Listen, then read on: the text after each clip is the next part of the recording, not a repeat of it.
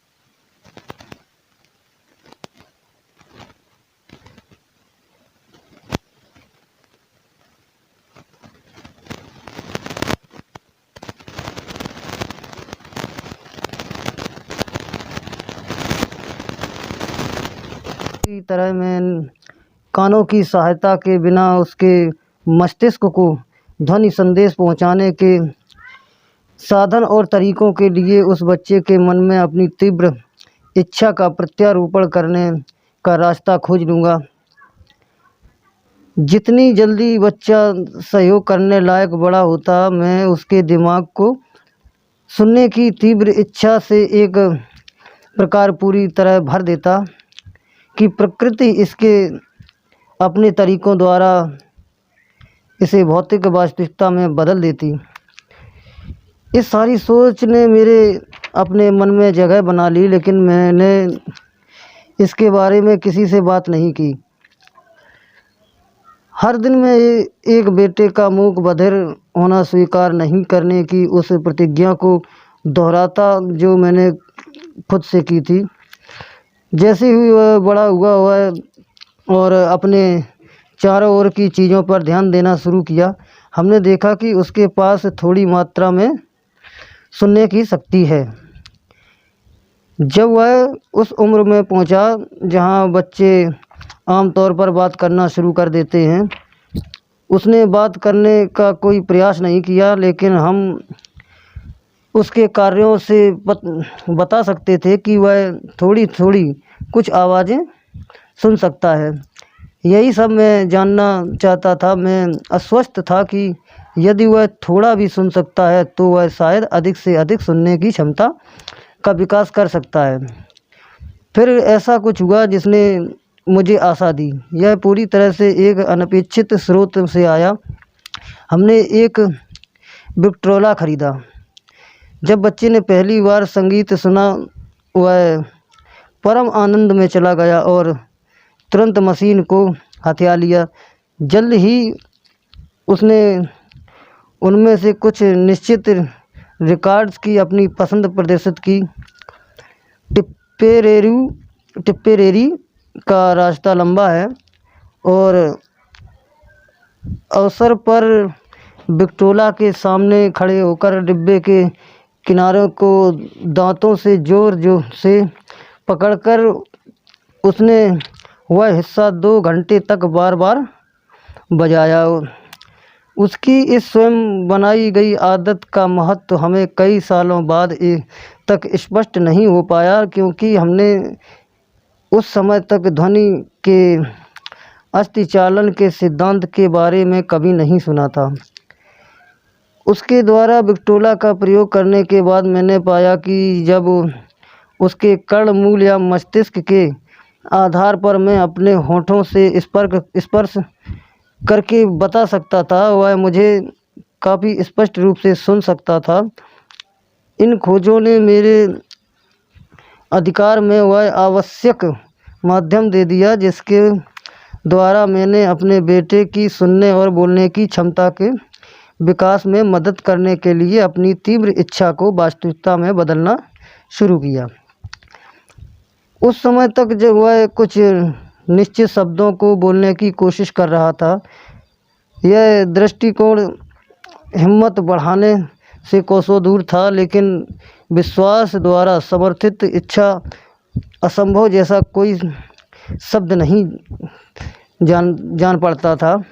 यह निर्धारित करने के बाद कि वह मेरी आवाज़ स्पष्ट रूप से सुन सकता है, मैंने सुनने और बोलने की इच्छा को तुरंत ही उसके दिमाग में भेजना शुरू कर दिया। मैंने जल्द ही खोज लिया कि बच्चे को सोने के समय की कहानियों में मज़ा आता था, तो मैं उसमें आत्मनिर्भरता, कल्पना और सुनने और सामान्य रहने की एक गहरी इच्छा के विकास के लिए बनाई गई कहानियों के सृजन के लिए काम करने लगा। विशेषकर एक कहानी थी जिसे मैंने हर बार जब भी यह सुनाई कुछ नया और नाटकीय रंग देकर जोड़ दिया। इसका प्रारूप उसके दिमाग में यह विचार रोपित करने के लिए तैयार था कि उसका दुख एक दायित्व नहीं बल्कि बहुत अधिक मूल्यवान एक परिसंपत्ति था।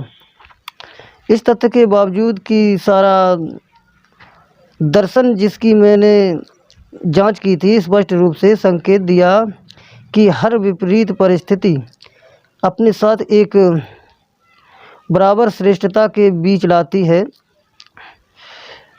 मुझे यह अवश्य ही स्वीकार करना चाहिए कि मुझे इसका जरा भी अंदाज़ा नहीं था कि यह दुख कभी एक परिसंपत्ति कैसे बन सकता है। हालांकि मैंने सोने के समय की कहानियों में दर्शन लपेटने का अपना अभ्यास जारी रखा, इस उम्मीद में कि वह समय आएगा जब वह कोई योजना बना लेगा जिसके द्वारा उसकी अक्षमता से किसी उपयोगी उद्देश्य को पूरा करवाया जा सकता। मुझे स्पष्ट रूप से कारण बताया गया था कि कानों और सुनने की प्राकृतिक क्षमता की कमी की कोई पर्याप्त प्रतिपूर्ति नहीं है। विश्वास द्वारा समर्थित इच्छा ने कारण को एक तरफ धकेल दिया और मुझे जारी रखने के लिए प्रेरित किया। मैं जैसे ही पीछे मुड़कर अनुभव का विश्लेषण करता हूँ तो अब मैं यह देख सकता हूँ कि मुझमें मेरे बेटे की आस्था का आश्चर्यजनक परिणाम के साथ बहुत गहरा संबंध था। मैंने उसको जो भी बताया उस पर मैंने कोई सवाल नहीं किया। मैंने उस पर यह विचार थोप दिया कि उसके पास अपने बड़े भाई की तुलना में एक विशिष्ट बढ़त है और यह बढ़त कई मायने में खुद को दर्शाएगी। उदाहरण के लिए स्कूल में शिक्षा जब देखेंगे कि उसके कान नहीं है तो इस कारण वे उसका विशेष ध्यान रखेंगे और उससे असाधारण दयालुता के साथ व्यवहार करेंगे जो वे हमेशा करते हैं। उसकी माँ ने शिक्षकों से बात करके और उनके साथ बच्चे पर आवश्यक अतिरिक्त ध्यान देने की व्यवस्था करके वह सब देखा। मैंने उसे यह विचार भी दिया कि जब वह अखबारों को बेचने लायक बड़ा बन जाएगा, उसका बड़ा भाई पहले से ही एक अखबार का व्यापारी बन गया था, तब उसके पास अपने भाई पर बड़ी बढ़त होगी। इस वजह से कि लोग देख सकेंगे कि इस तथ्य के बावजूद कि उसके कान नहीं थे, वह एक उज्ज्वल मेहनती लड़का था। वे उसे उसके सामान के लिए अतिरिक्त पैसे का भुगतान करेंगे। हम देख सकते थे कि धीरे धीरे बच्चे की सुनने की क्षमता में सुधार हो रहा है। इसके अलावा अपने दुख के कारण उसके पास स्वयं के प्रति सजग होने की थोड़ी सी भी प्रवृत्ति नहीं थी। जब वह 7 साल का था तो उसने पहली बार यह सबूत दिया कि उसके दिमाग की सर्विसिंग का हमारा तरीका सफल हो रहा है। कई महीनों तक उसने समाचार पत्रों की बिक्री के विशेषाधिकार के लिए विनती की, लेकिन उसकी माँ अपनी सहमति नहीं देती थी। उसे डर था कि उसके बहरेपन के लिए अकेले सड़क पर जाना असुरक्षित बना देगा। अंत में उसने मामला अपने खुद के हाथों में ले लिया। एक दोपहर जब उसे नौकरों के साथ घर छोड़ दिया गया था, वह रसोई घर की खिड़की पर चढ़ा, हाथ पैरों के सहारे ज़मीन पर गया और अपने आप निकल पड़ा। उसने पड़ोस के मोची के कार्य पूंजी के लिए 6 सेंट उधार लिए, इसे अखबारों में निवेश किया, बेचा, पुनर्निवेश किया और देर शाम तक दोहराता रहा। शेष निकालने और अपने बैंकर से उधार लिए गए 6 सेंट वापस करने के बाद उसे 42 सेंट का शुद्ध लाभ हुआ था। जब उस रात हम घर आए तो हमने उसे अपने हाथ में कसकर पैसा पकड़े अपने बिस्तर से सोते हुए उसे पाया। उसकी माँ ने उसका हाथ खोला, सिक्के हटाए और रोई। सब मिलकर अपने बेटे की पहली जीत पर रोना बहुत सुनिश्चित लगा। मेरी प्रतिक्रिया उल्टी थी। मैं दिल से हंसा क्योंकि मैं जानता था कि बच्चे के मन में खुद में विश्वास का रवैया स्थापित करने का मेरा प्रयास सफल हो रहा था। उसकी माँ ने देखा अपने पहले व्यापार उद्यम में एक छोटा सा बहरा लड़का जो सड़कों पर बाहर चला गया पैसा कमाने के लिए, अपने जीवन को खतरे में डाल दिया। मैंने एक बहादुर महत्वाकांक्षी आत्मनिर्भर छोटे व्यापारी को देखा जिसकी स्वयं में प्रतिष्ठा 100% बढ़ गई थी, क्योंकि उसने स्वयं की पहल पर व्यापार किया और जीत हासिल की। इस कार्रवाई ने मुझे खुश कर दिया क्योंकि मैं जानता था कि उसने साधन संपन्नता की विशेषता का सबूत दे दिया जो जीवन भर उसके साथ रहता। इसके बाद की घटनाओं ने इसे सच साबित कर दिया। जब उसका बड़ा भाई कुछ चाहता था, वह फर्श पर लेट जाता, हवा में अपने पैर मारता, उसके लिए रोता और उसे पा लेता।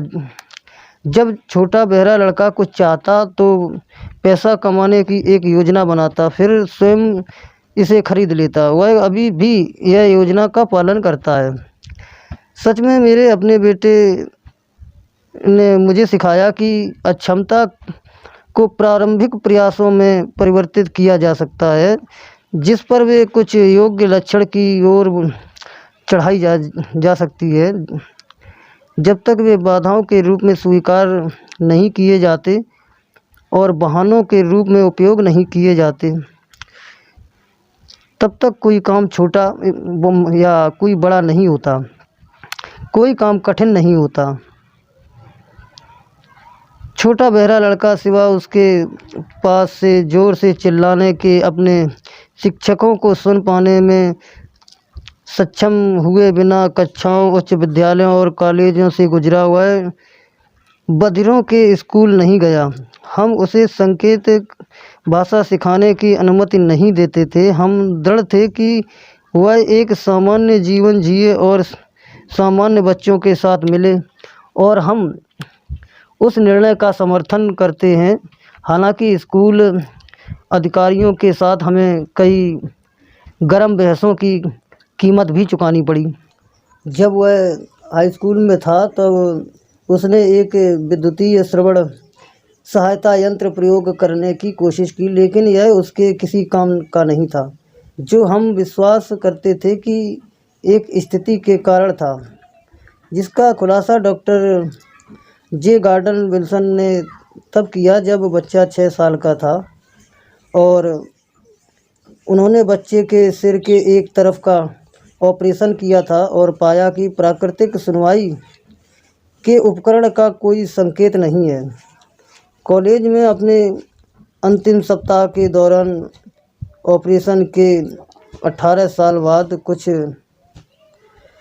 कुछ हुआ ऐसा जो उसके जीवन का सबसे महत्वपूर्ण मोड़ था। मात्र एक मौका प्रतीत होने वाली चीज़ के माध्यम से उसने एक अन्य विद्युतीय श्रवण सहायता यंत्र हासिल किया, जो उसके पास परीक्षण के तौर पर भेजा गया था। इसी तरह के एक उपकरण के साथ अपनी निराशा के कारण वह उसके परीक्षण के बारे में सुस्त था। अंत में उसने यंत्र उठाया और लगभग लापरवाही से अपने सिर पर रखा, बैटरी जोड़ी और देखा। जादू के एक ही झटके से मानो सामान्य सुनने की उसकी आजीवन की इच्छा का एक वास्तविकता बन गई। अपने जीवन में पहली बार उसने व्यवहारिक रूप से साथ ही सामान्य सुनने वाले किसी भी व्यक्ति के रूप में सुना। ईश्वर अपने चमत्कारों का प्रदर्शन करने रहस्यमय तरीके से चला गया। उस बदली हुई दुनिया के कारण अत्यंत खुश होकर जो उसके श्रवण यंत्र के माध्यम से उसके पास लाई गई थी, वह टेलीफोन की तरफ दौड़ा, माँ को फ़ोन किया और अच्छी तरह से उसकी आवाज़ सुनी। अगले दिन उसने अपने जीवन में पहली बार कक्षा में स्पष्ट रूप से अपने प्रोफेसरों की आवाज़ सुनी। इससे पहले वह केवल उन्हें तब सुन सकता था जब वे कम दूरी से चिल्लाते थे। उसने रेडियो सुना, उसने बात करते मित्र को सुना। अपने जीवन में पहली बार उनकी ज़ोर ज़ोर से बात करने की आवश्यकता के बिना वह अन्य लोगों के साथ स्वतंत्र रूप से बातचीत कर सकता था। बात सच में उसने एक बदली हुई दुनिया हासिल कर ली थी। अपने प्रकृति की त्रुटि को स्वीकार करने से मना कर दिया था और लगातार इच्छा से मात्र उपलब्ध व्यवहारिक साधनों के माध्यम से हमने प्रकृति को वह त्रुटि सही करने के लिए प्रवृत्त कर दिया। इच्छा ने लाभांश का भुगतान करना शुरू कर दिया, लेकिन जीत अभी तक पूरी नहीं हुई थी। लड़के को अभी भी अपनी क्षमता को एक बराबर गुण में परिवर्तित करने के लिए एक निश्चित और व्यवहारिक तरीका खोजना था।